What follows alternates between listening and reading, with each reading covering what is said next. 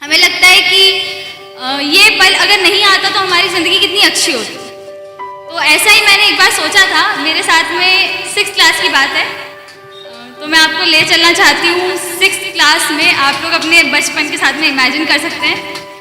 तो 6th class की बात थी और लेट्स से कि नीता मैम का नाम नीता मैम रख देते हैं। तो नीता मैम अपनी क्लास में सोशल पढ़ाती थी।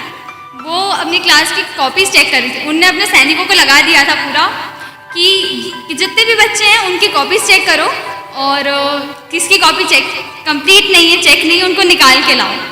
और मैं एक टीचर की बेटी थी, एक टीचर की बेटी। लिटरली आप सोच सकते हो कि कितना प्रेशर होता है एक टीचर की बेटी का, कि उसको अपनी क्लास में अच्छे से परफॉर्म करना है, ऐसे रहना है, वैसे करना है, ये नहीं करना कि पेरेंट्स डांटेंगे, ये नहीं करना, ये करना है।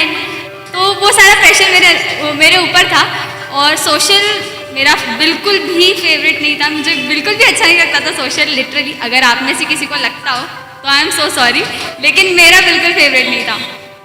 तो मैं है ना उसमें ज़्यादा लिखती नहीं थी, मैं बहुत ही ज़्यादा कामचोर हुआ करती थी उस टाइम पे।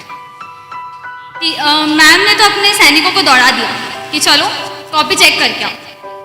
मैं वहाँ पर लास्ट रो में लास्ट सेकंड बेंच पे बैठी हुई हूँ, तो हाथ बैग में है, सोच रही हूँ कॉपी निकालूँ नहीं निकालूँ।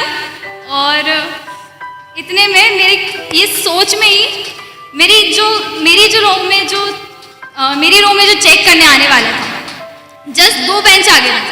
अब मुझे तो जल्दी से जल्दी बच के निकलना है, क्या करूँ। हाँ, ये आइडिया ठीक रहेगा, मैम से पूछ के वॉशरूम चली जाती हूँ, 5-10 मिनट पूरा पीरियड निकल जाएगा। मैम मैं गो टू वॉशरूम।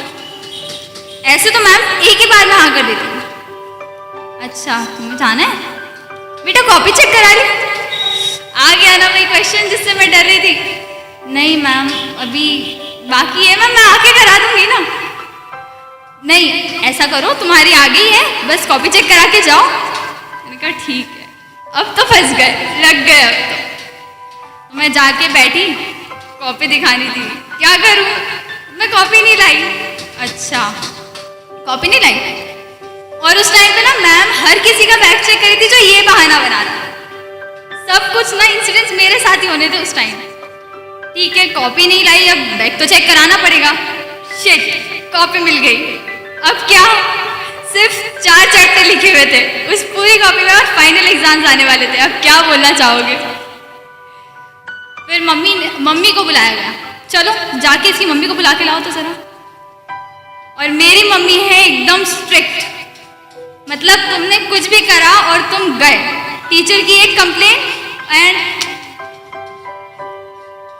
मैम ने जैसे ही बताया, मैम इसने ऐसा किया है, अब क्या कहें मैम इसको, अब आप तो समझा ही सकते हैं। मम्मी का रिएक्शन वाज लाइक एंड चड़क, पूरा कान बनना गया था। ऐसा तमाचा मैंने जिंदगी में कभी नहीं खाया। And that was the moment, भाई अब तो करना पड़ेगा, अब तो समझना ही पड़ेगा।